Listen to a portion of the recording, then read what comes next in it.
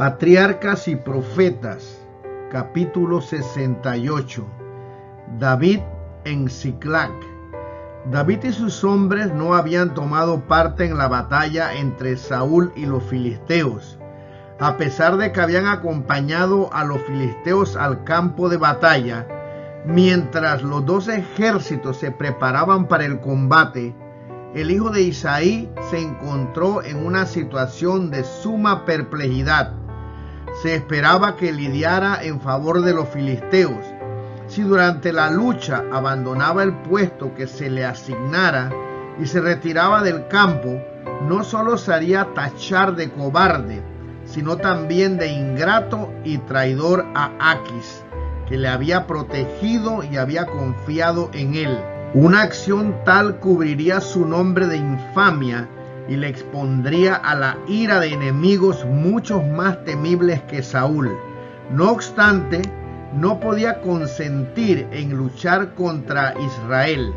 Si lo hiciera, sería traidor a su país, enemigo de Dios y de su pueblo. Perdería para siempre el derecho de subir al trono de Israel, y si mataban a Saúl en la batalla, se acusaría a David de haber causado esa muerte. Se le hizo entender a David que había errado el camino. Hubiera sido mucho mejor para él hallar refugio en las poderosas fortalezas de la montaña de Dios que entre los enemigos declarados de Jehová y de su pueblo.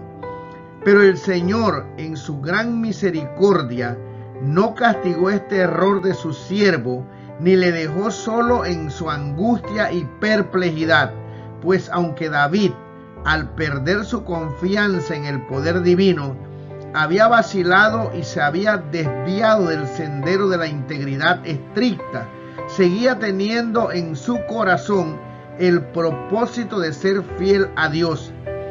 Mientras que Satanás y su hueste estaban activos y ayudaban a los adversarios de Dios y de Israel a hacer planes contra un rey que había abandonado a Dios, los ángeles del Señor obraban para librar a David del peligro en que había caído.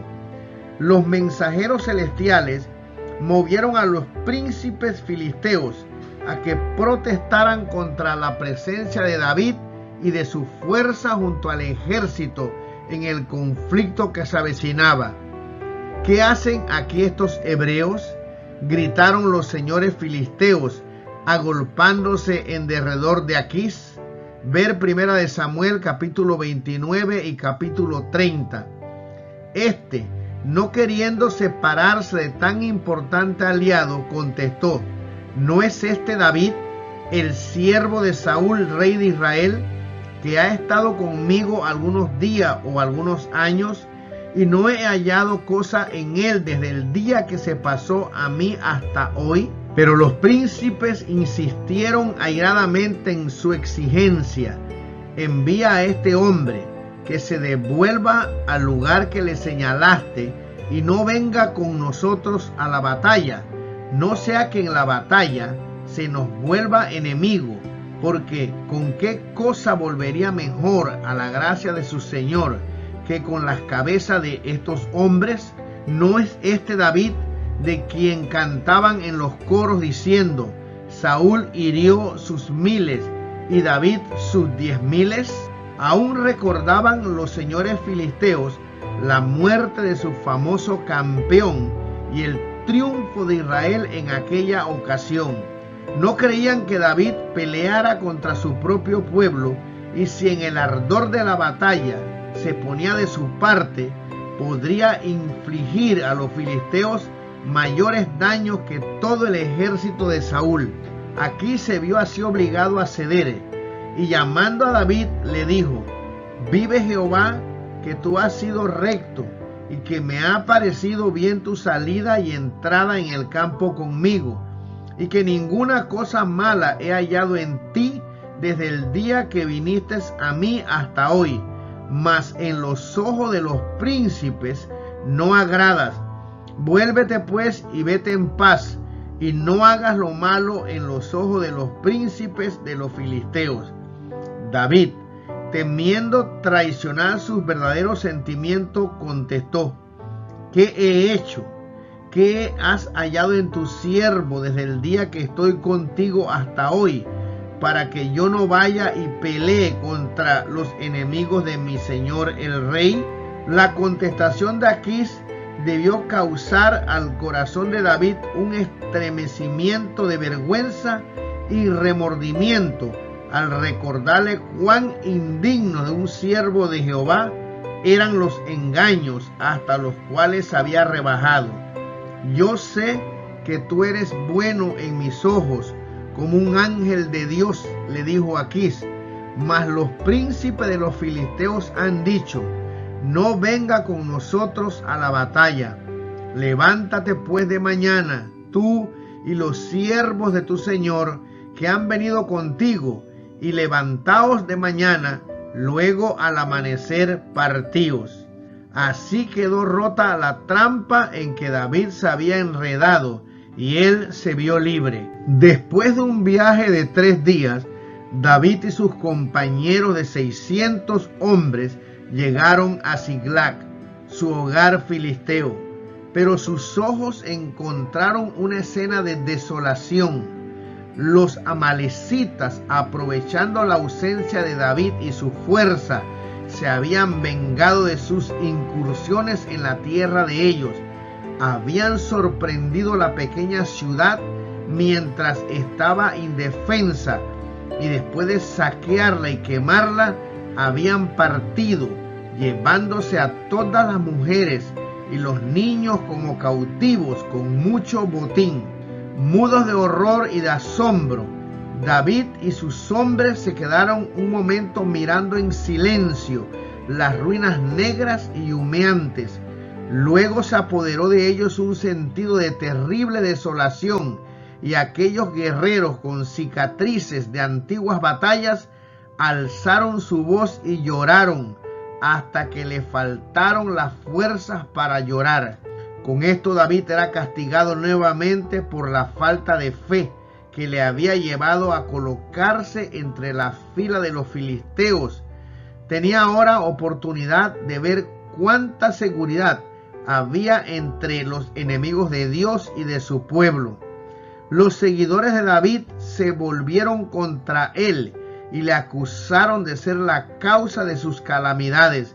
Había provocado la venganza de los amalecitas al atacarlos, y sin embargo, confiando demasiado en su seguridad entre sus enemigos, había dejado la ciudad sin resguardo alguno.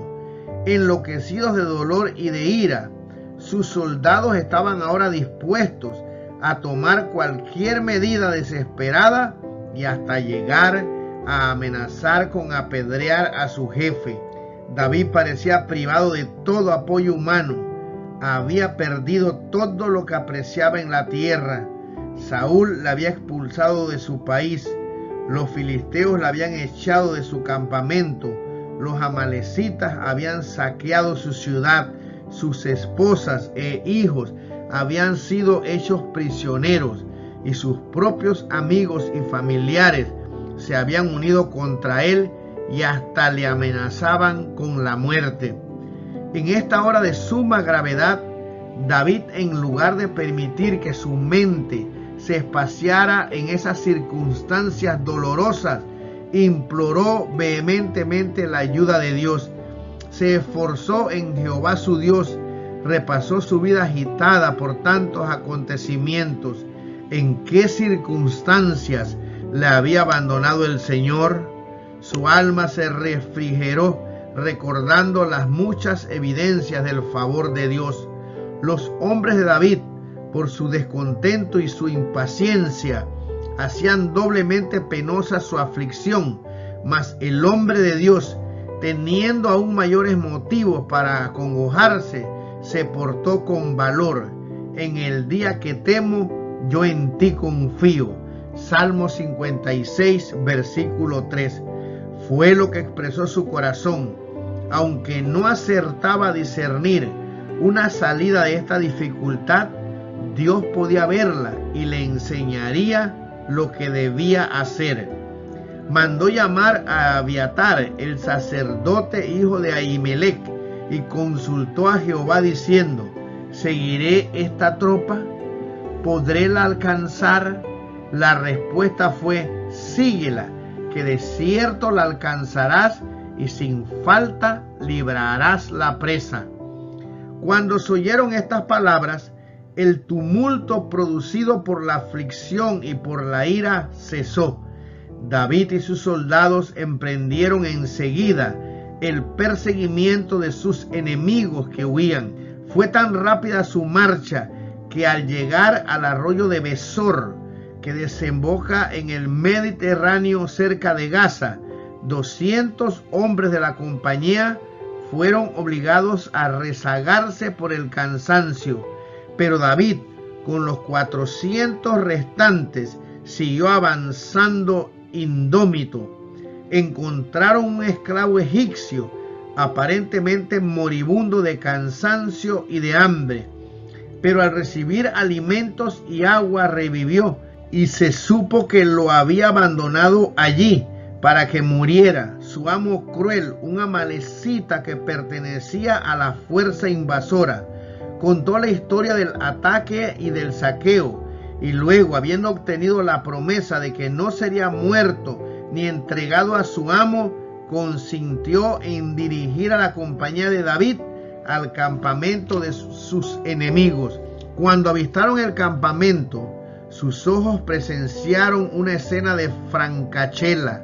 Las huestes victoriosas estaban celebrando una gran fiesta, y he aquí que estaban derramados sobre la haz de toda aquella tierra, comiendo y bebiendo y haciendo fiesta por toda aquella gran presa que habían tomado de la tierra de los filisteos y de la tierra de Judá. David ordenó atacar inmediatamente, y los perseguidores se precipitaron con fiereza contra su presa. Los amalecitas fueron sorprendidos y sumidos en confusión. La batalla continuó toda aquella noche y el día siguiente, hasta que casi toda la hueste hubo perecido.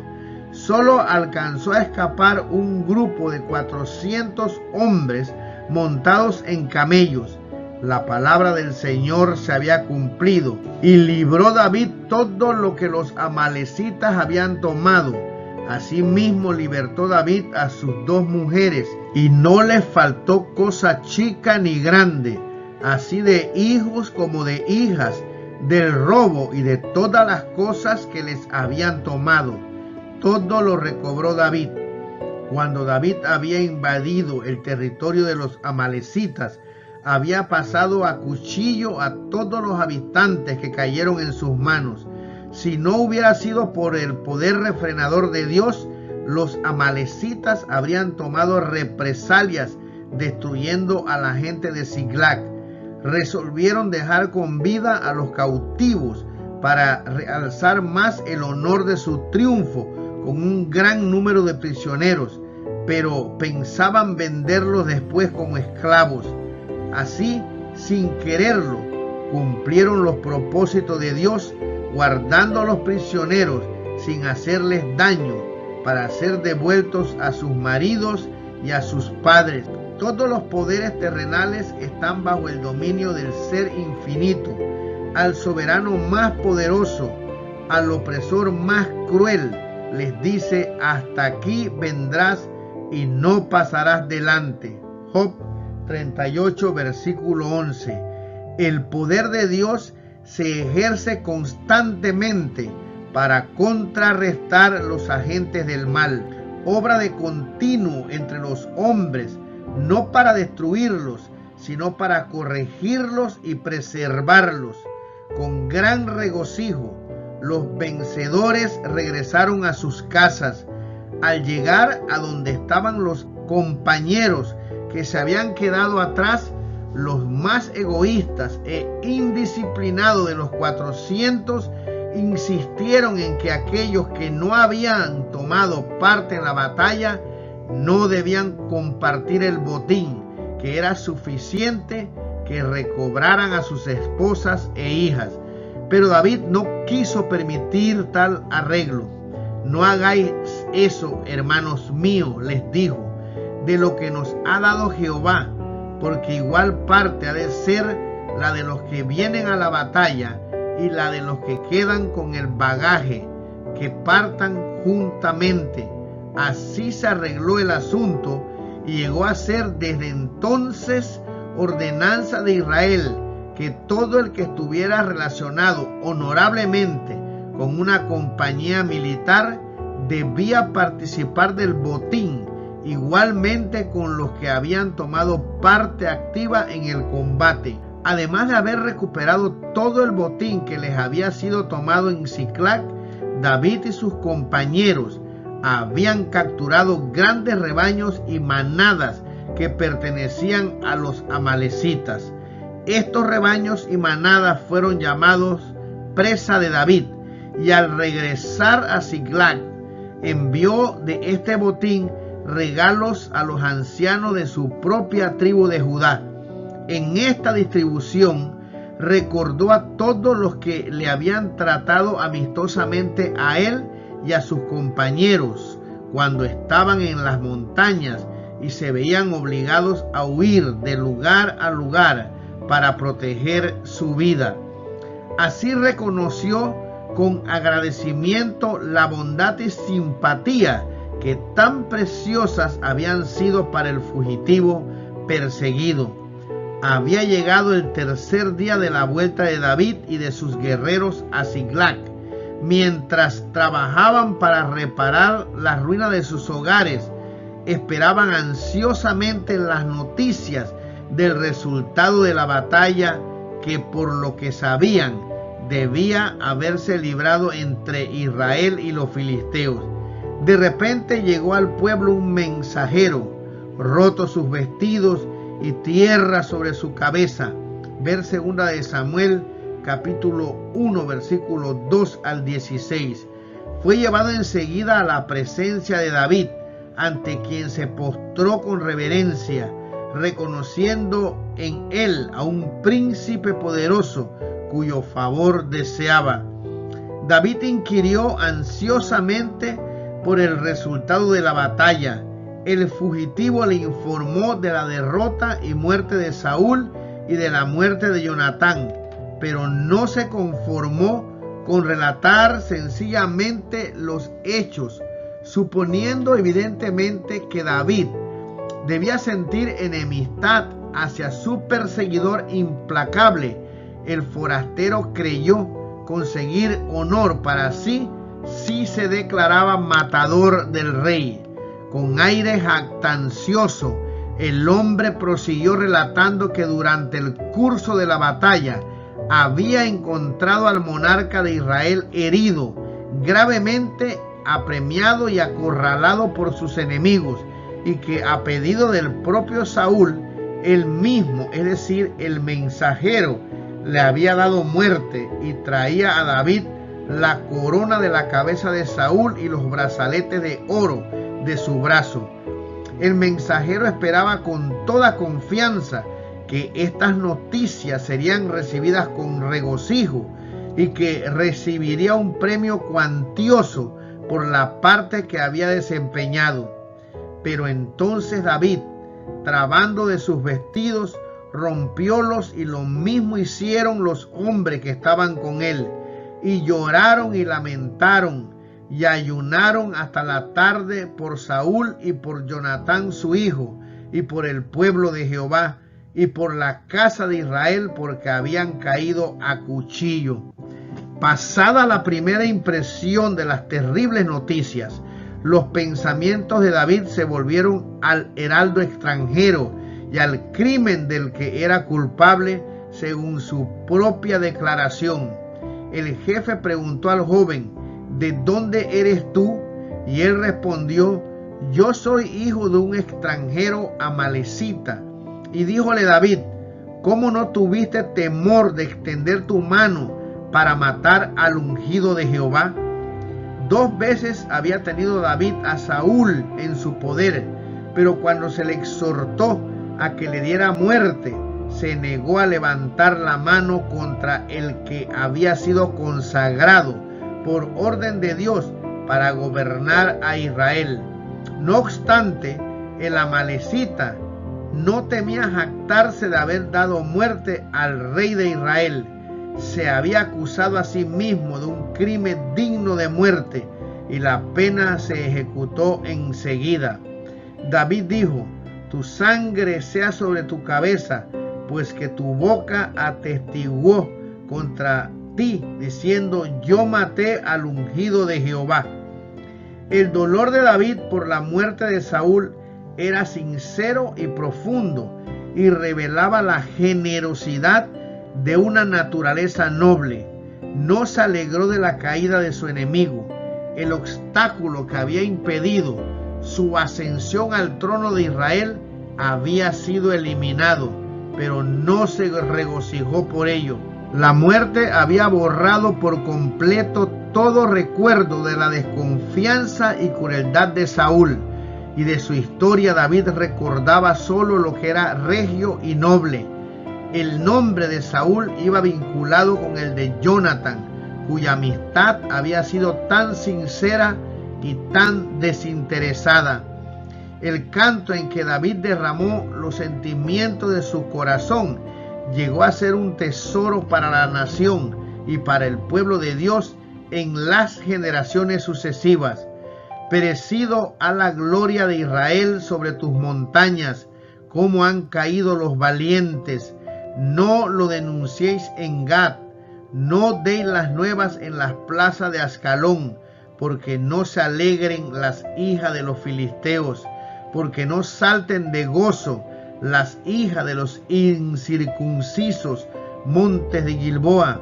Ni rocío ni lluvia caiga sobre vosotros, ni seáis tierra de ofrendas, porque allí fue desechado el escudo de los valientes, el escudo de Saúl, como si no hubiera sido ungido con aceite, sin sangre de muertos, sin grosura de valientes. El arco de Jonatán nunca volvió, ni la espada de Saúl se tornó vacía. Saúl y Jonatán, amados y queridos en mi vida, en su muerte tampoco fueron apartados. Más ligeros que águilas, más fuertes que los leones, hija de Israel, llorad sobre Saúl, que os vestía de escarlata en regocijos, que adornaba vuestras ropas con ornamentos de oro. Como han caído los valientes en medio de la batalla, Jonatán muerto en tus alturas.